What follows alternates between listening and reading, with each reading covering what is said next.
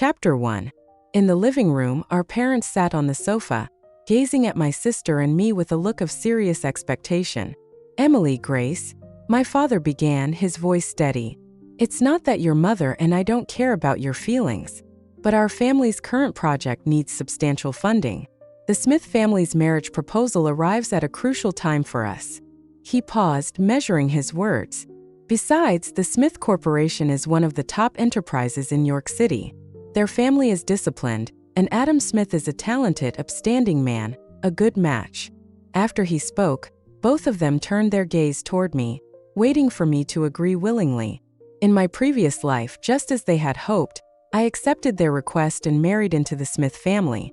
But this time, before I could respond, my sister rose to her feet, facing our parents confidently. "Dad, Mom, I'm the eldest daughter. It should be my responsibility to marry." My father's eyes narrowed slightly. "Emily, have you truly considered this? Marriage is not a matter to be taken lightly." Her voice was steady as she replied, "I have. I want to marry Adam Smith. Besides, you've cared for me all these years.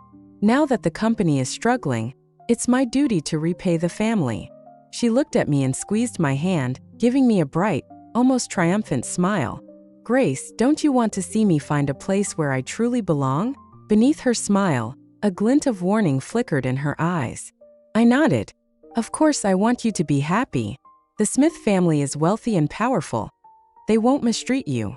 My father studied her resolute expression, pondered a moment, and eventually gave his consent. I understood her true intentions, though. She wasn't willing to sacrifice herself. She wanted the path I had once walked. Chapter 2. In my previous life, after I accepted the arranged marriage, my sister gradually took control of the family business. However, she lacked both the skill and the determination to manage it responsibly. Under her watch, the company faltered, cash flow stalled, and it was eventually pushed to the brink of bankruptcy. Meanwhile, after I married Alex Smith, I lived a life of luxury and became a senior executive at Smith Corporation. Desperate, my sister traveled to York City, hoping that the Smith family might step in and bail out the family business. But when she arrived, what she saw instead was Alex helping me out of his car with a protective smile. Sitting in her own car, jealousy consumed her. In a moment of rage, she hit the gas and drove straight into us. "Why should you have the good life while I'm left with the ruins?" she screamed. "If you hadn't pushed me aside, I would have been the one marrying Adam Smith. Both of us ended up lying in a pool of blood. So this time, after being reborn, she seized the chance to marry into the Smith family before I could. Given a second chance, she still chose marriage and a man over everything else. Fine. That gives me the freedom to carve out a new life." I opened my phone, searched for an old contact, and typed a message. "John, does your offer still stand?" That weekend, our parents arranged a dinner with the Smith family. Mr. and Mrs. Smith, a well-dressed couple in their 40s, were accompanied by a young man in his 20s with glasses and a gentle smile. Alex Smith. That face, etched into my mind, haunting my darkest memories. The moment I saw him, a shiver ran through me. That same smile had been on his face when he forced a plastic tube down my throat to make me vomit. All because I'd gained half a pound at dinner. He dragged me to the bathroom, his grip like iron, until I emptied everything I had eaten. The burning sensation in my throat crept back just at the memory. I shook my head, forcing myself to stay grounded, pressing my hand against my chest to remind myself, I am safe now. Chapter 3. From the moment Alex Smith entered, my sister's gaze locked onto him. Mrs. Smith examined her with shrewd eyes before nodding approvingly. "This must be Emily." Right on cue, my sister lowered her head demurely. "Hello, Mrs. Smith." "Not bad," Mrs. Smith said with a glint of approval. "She seems like a suitable match for our Alex." Taking a warm, pre-prepared towel from the table, Mrs. Smith dabbed her hands.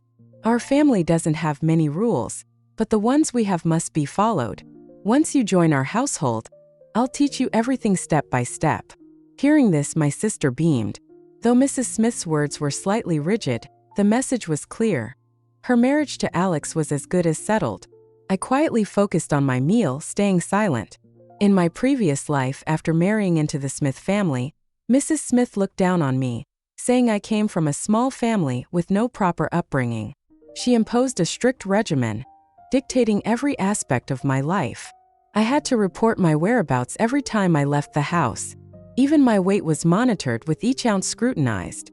The smallest infraction resulted in punishment, usually skipping meals under the guise of image management. Alex only amplified his mother's controlling habits. Instead of objecting, he intensified them, going as far as forcing me to delete all my contacts, isolating me from the outside world.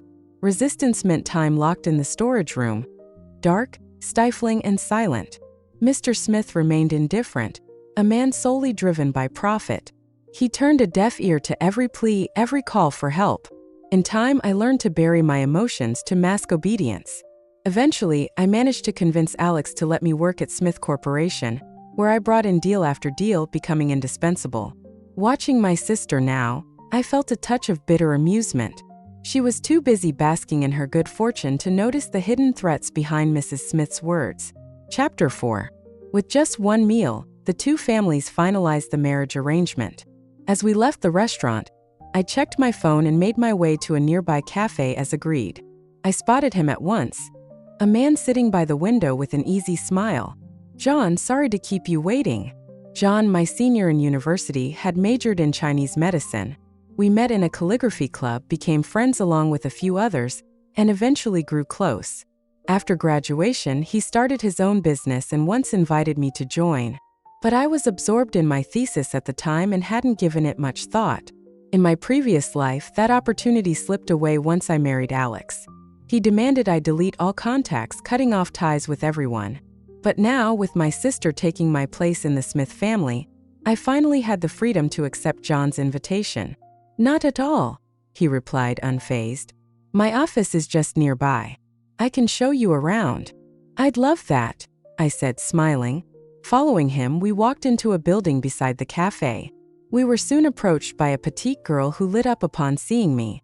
"Grace, it's been ages," she exclaimed, wrapping me in a warm hug.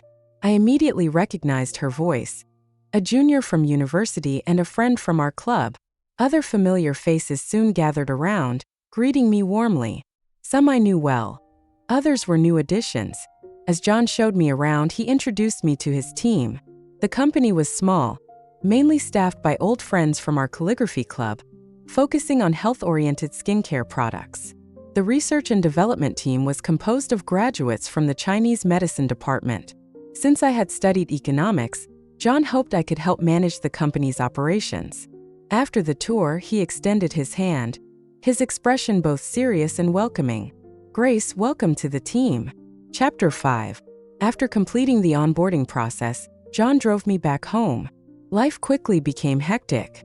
I rented an apartment near the office and immersed myself fully in my work.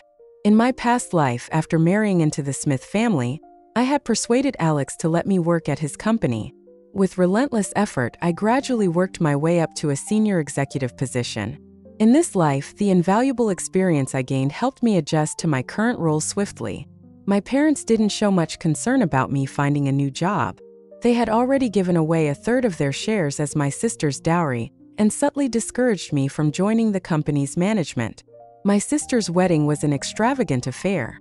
Afterward, she stayed in York City with the Smith family. She only returned home on holidays, and even then it was mostly for brief family dinners. On one of these occasions, my mom prepared a grand feast, featuring all of my sister's favorite dishes. My sister sat next to Alex, her appearance noticeably thinner. My mom came out of the kitchen with more dishes. "Emily, it's rare for you to come home. I made your favorite sweet and sour ribs. Eat more, okay? Look at how thin you've become." My dad immediately frowned, placing a rib in her bowl. "Your mom went to the market early this morning to get these ribs, they're fresh." My sister glanced at the table full of food, her expression strained. "Thanks, Dad, but I'm dieting." She ate slowly, her appetite clearly lacking. I recognized that behavior. It was a sign of anorexia. After countless forced purgings in my past life, I had suffered from the same condition. "Dieting? You're already so thin. Why bother with dieting?" My dad frowned, clearly displeased. "Body management is crucial. You can't slack off for even a day," my sister said, setting her chopsticks down. She shifted the focus to me. "But Nina, if you don't manage your weight properly, You won't attract any men. Chapter 6. This day and age I have hands and feet, I can take care of myself, I replied coolly, taking another bite of food. Mom's meal is delicious and I'm eating plenty. Are you sure you're not going to eat anything, sister? Yes, Emily, even if you're dieting, just have a little bit, my mom added, her voice soft with concern. But she had no idea that any attempt to coax my sister into eating only deepened her anxiety. Mom's ribs are so tasty. Didn't you used to love them? One piece won't hurt you, I insisted, placing a rib in my sister's bowl. But she hesitated, clearly struggling. I cut her off gently but firmly. Sister, it's not often that you come home. Don't disappoint Mom and Dad after they've worked so hard to prepare this meal. My parents looked at her expectantly, silently pleading for her to enjoy the meal. My sister paused, glancing at the dish in her bowl, then at Alex. Seeing that he wasn't going to step in, she reluctantly picked up the rib and took a small bite. She barely chewed before her face paled. Setting her chopsticks down, she hurried to the bathroom, locking the door behind her. We could hear her retching from the other side of the door. My parents exchanged worried glances. My mom stood up, knocking gently on the door. Emily, are you okay? I'm fine. My sister's voice cracked as she spoke, betraying the discomfort she was trying so desperately to hide. Mom, go back to the table. I'll take care of it, Alex said, holding a glass of water in one hand and gently nudging her back toward the table. Emily must have eaten something too rich for her stomach. She'll feel better soon. Alex's concern appeared genuine. Sighing in resignation, my mom returned to her seat at the table. That evening, none of us could finish our meal. The next morning, Alex informed us that my sister was still unwell, and he left early to take her back to their home. Chapter 7. Days passed and I grew more confident in my new role. When the company faced a shortage of funding for research and development, I used my personal savings and proposed that I personally invest in the company. With fresh capital and my management of the business, John and his team were able to focus entirely on the research. The pace of development sped up, and the business began to thrive. Our brand was gaining recognition and we were seeing steady growth. Recently, the company had been invited to a prestigious business gala in New York City. I traveled there as the official company representative. I had planned to stop by the mall for a quick shopping spree, but fate had other plans. In a twist of irony, I ran into someone I knew all too well. My sister, looking even more fragile and gaunt than before, walked silently behind Mrs. Smith, her head lowered. She didn't even look up as I passed. I hadn't seen any posts from her on social media for quite a while. I suspected her phone was being monitored by Alex or Mrs. Smith, and any communication had to go through them. You're Alex's wife, aren't you? Our daughter-in-law. Look at you now. How could you show up at public events like this?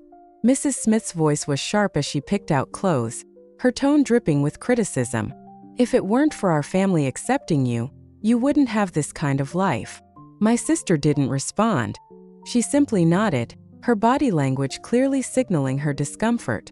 She was too weak to do anything but comply.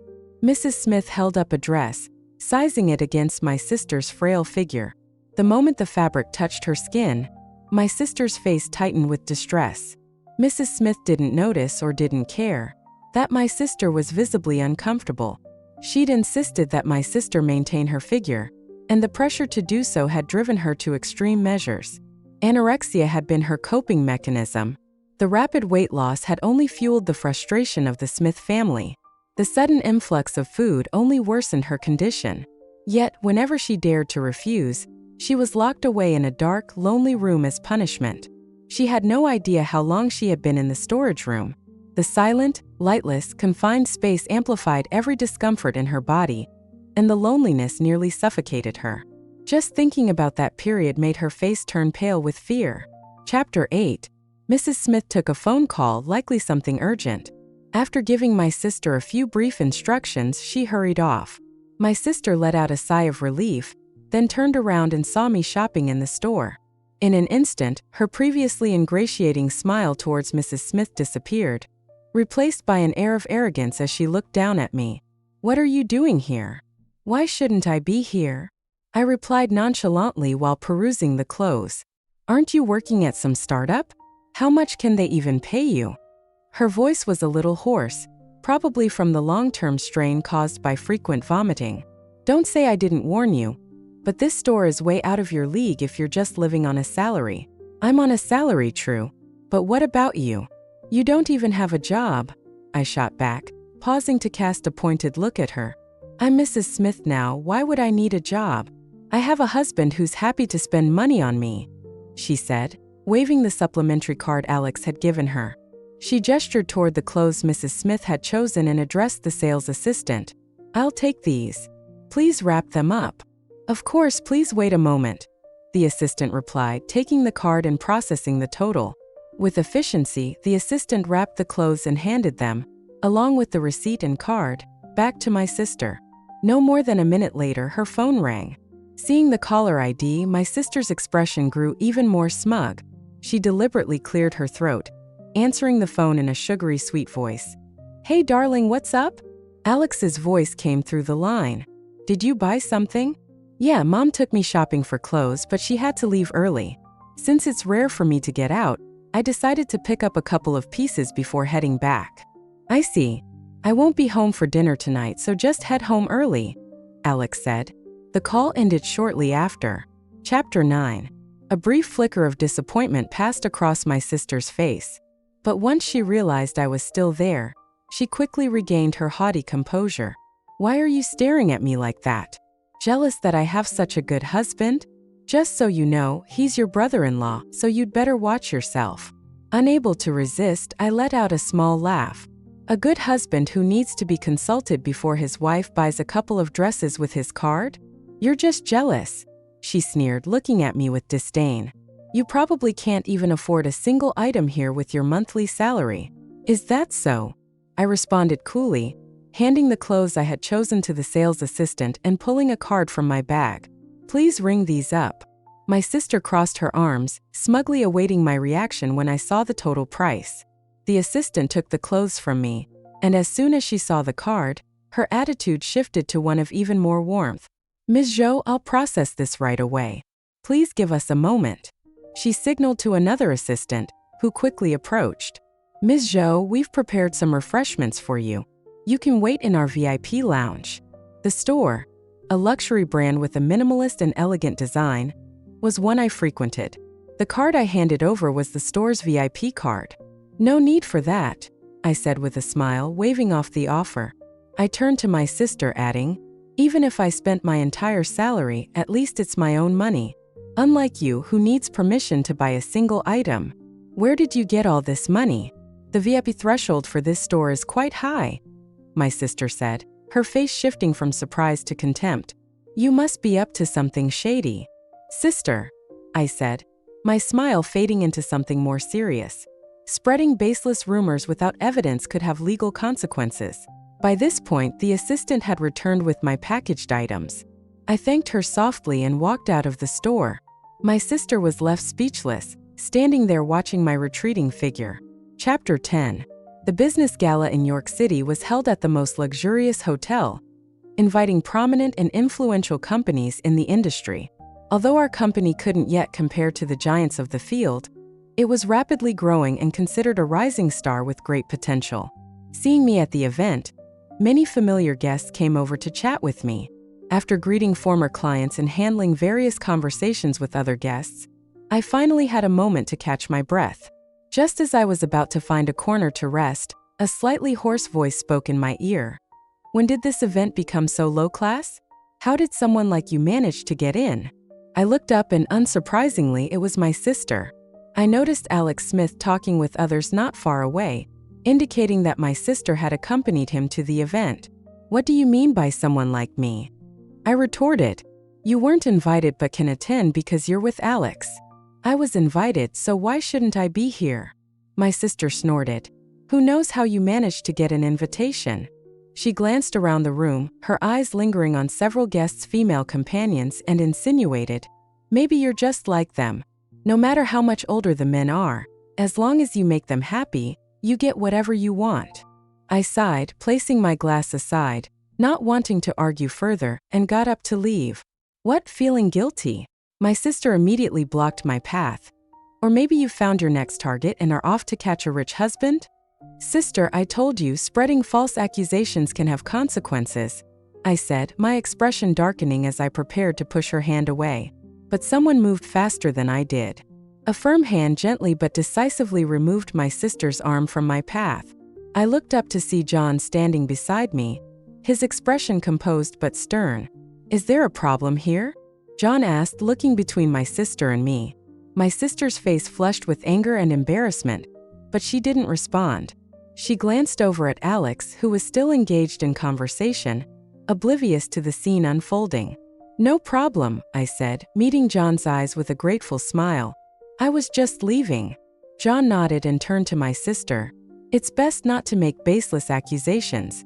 It reflects poorly on you and your family. My sister's expression hardened, but she remained silent as I walked away with John by my side. Chapter 11. My sister, seeing who had come over, immediately clung to his arm and leaned affectionately against him. Alex, are you done with your conversation? Yes, Alex responded flatly. However, when he looked at me, his demeanor changed. This must be Emily's sister, Grace, right? Ever since your sister returned to York City, we haven't seen each other. I didn't expect to run into you here. I quickly waved my hand and stepped back instinctively. Mr. Smith, there's no need for pleasantries. This is a professional setting, and I prefer not to discuss personal matters here. All right then, if you don't want to talk personal matters, let's discuss business. He smiled and gestured for me to sit on the nearby sofa, completely ignoring my sister who was still by his side. Our company is interested in entering the wellness industry, and we've been looking to collaborate with your company for some time. Alex began to explain, but my sister tugged at his sleeve. Alex, why are you telling her all this? Isn't she just here looking for a sponsor? That's nonsense. Alex rebuked sharply. Grace is here as a specially invited guest of the business association. Do you think everyone is as shallow as you? My sister was startled by his sudden outburst. Her eyes reddened and tears began to fall. But what about her? Alex shook off her arm and sneered. Look at your sister, successful and beautiful. And look at you, thin and lacking in both grace and knowledge. How do you think you measure up as Mrs. Smith? Seeing my sister on the verge of tears again, I took the opportunity to leave. Grace, don't go yet. It's rare for you to be here. Let me treat you to a meal, Alex called after me as I walked away, leaving my sister behind to chase after me. If you have something urgent, my car is in the parking lot. I can give you a ride. I quickened my pace and finally managed to lose Alex. Leaning back in the driver's seat, I let out a long sigh of relief. Chapter 12. My sister was left alone at the gala, staring blankly at Alex's retreating back as he followed me. She wanted to chase after him but found her legs too weak to move.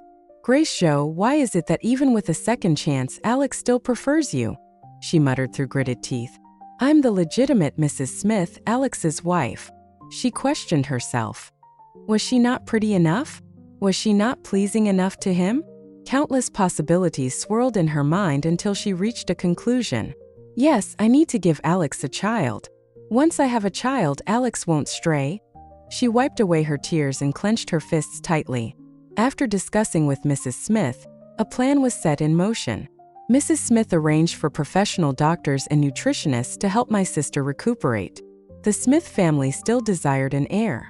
Due to long-term dieting and weight loss, my sister's health was significantly compromised, requiring substantial effort to restore. Following medical treatment, her anorexia improved considerably, but the hardships she endured were no less severe. In addition to daily medication, she had to undergo regular acupuncture and drug injections. 3 months of suffering later, she finally became pregnant. She believed that Alex would now stay by her side, ready to embrace fatherhood. However, Alex promptly booked a flight under the pretense of a business trip, opting to stay temporarily in Jean City. Initially, he visited my company under the guise of discussing collaboration, but when I reviewed his proposal, it was clear it had been hastily put together, with a flimsy framework and almost no feasibility. I decisively rejected the business collaboration, only for Alex to switch tactics and openly pursue me, sending flowers and gifts daily through the reception. Of course, these items ended up in the company trash bin. Unable to tolerate his persistence, I ordered security to memorize his face and ensure he never set foot in the building again. After several failed attempts to gain entry, Alex had no choice but to return to York City. Chapter 13. My sister couldn't keep the baby. Given her health, getting pregnant was already a significant achievement. When she heard that Alex had left her behind and was in Jean City, showing frequent affection towards me, she became so agitated that she started showing signs of a threatened miscarriage before the first trimester was even over. The Smith family took her phone away before the surgery, preventing her from contacting our parents. With Jean City and York City being far apart, our parents had no idea about her miscarriage. In the hospital room, my sister lay weakly on the bed, freshly out of surgery, her face ghostly pale. Mrs. Smith glanced at her briefly, only advising her to recover quickly and try to conceive again soon. Alex had no desire to see her, using the excuse of being busy with work to avoid the hospital. They didn't hire a nurse, leaving my sister alone to recuperate in the hospital room. Struggling, my sister got out of bed and made her way to the bathroom. She looked at herself in the mirror and felt a wave of despair. The reflection showed a gaunt figure with hollowed eyes. After her anorexia improved, she had been eating normally, gaining some weight back to a healthy level. But the nausea from the pregnancy had reverted her progress, leaving her even more emaciated than before. Lifting her shirt, she saw her abdomen marked with needle scars and bruises from the treatments. She collapsed onto the floor, staring at the mirror, unable to believe that the person she saw was herself. Now Mrs. Smith saw her only as a tool for bearing children for the family, and Alex had grown so tired of her that he wished she would simply disappear. Her parents, far away in their hometown, had no idea of the suffering she was enduring. Only Grace, her sister, was living freely and happily, just as she had in their previous life. A deep hatred filled my sister's eyes. Ignoring the pain in her lower abdomen, she struggled to stand up. Chapter 14. Ms. Zhou, there's a guest downstairs claiming to be your sister. My assistant knocked on my office door. Emily, isn't she supposed to be in York City? Why would she suddenly come to my company? Take me to see her. My assistant led me to the reception room. Inside, my sister sat on the sofa with her head down, looking utterly exhausted. When she saw me, she lifted her head and gave me a weak smile. You're here. Something felt off. This wasn't like my sister's usual behavior. Normally, she was haughty and overbearing towards me. Why was she smiling now? I noticed that since I entered the room, she had kept one hand hidden behind her back. Ignoring her, I stepped back to the door and signaled the guards outside. Two burly guards nodded and swiftly moved in, pinning my sister down on either side. She tried to evade but couldn't match their strength and was quickly restrained. With a clatter, a knife fell from her hand to the floor. I sighed inwardly. After the incident in our past life and Alex's recent relentless pursuit, I wasn't going to be caught off guard. I had hired 2 bodyguards as soon as Alex had started his antics in Jean City. Pinned down and unable to move, my sister shouted at me.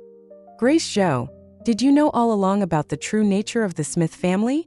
No wonder you let me marry into that family right before your eyes. She struggled against the guard's grip, but they held her firmly. It's all your fault. You're the reason I'm like this now. As she continued to curse, I had already dialed the police. Our company was only 5 minutes from the nearest police station, and the officers arrived quickly to take my sister away. Chapter 15. My sister was eventually sentenced to 2 years in prison for attempted assault with a deadly weapon. My parents tried to persuade me to withdraw the charges, but I firmly refused and cut off all contact with them. After the trial, I stopped keeping tabs on my sister. With the company about to go public, my workload doubled. The Smith family promptly filed for divorce from my sister and severed all business ties with my family. My parents, having changed their phone numbers, called me several times. But as I was constantly traveling and had no permanent residence, they couldn't find me and resorted to calling. With my sister in prison, even for a short sentence, she was left with a criminal record. Returning to work at our family company with such a blemish on her record would make it hard for her to gain respect. Moreover, with the Smith family pulling their investment, the already struggling business floundered further. The company, stuck in its outdated ways, couldn't keep up with modern developments and was now on the brink of bankruptcy. Thus, my parents pinned their hopes on me, hoping I would take over the company and support them in their old age. I decisively refused and changed my phone number. I would transfer the stipulated retirement funds to their account regularly, but as for anything beyond that, growing up, my parents provided just enough for my survival. I neither wanted to, nor had the energy to, repay them with both material and emotional support. The Smith family's withdrawal wasn't solely due to my sister's actions. Unable to keep up with the times, the Smith Corporation itself was gradually declining. They couldn't afford to support a failing company, so their withdrawal was understandable. At the company's celebration for going public, I clinked glasses with the other founders, downing the contents in one go. Tomorrow, I would be flying abroad to expand our international business. There was still much to do. A better life awaited me in the future.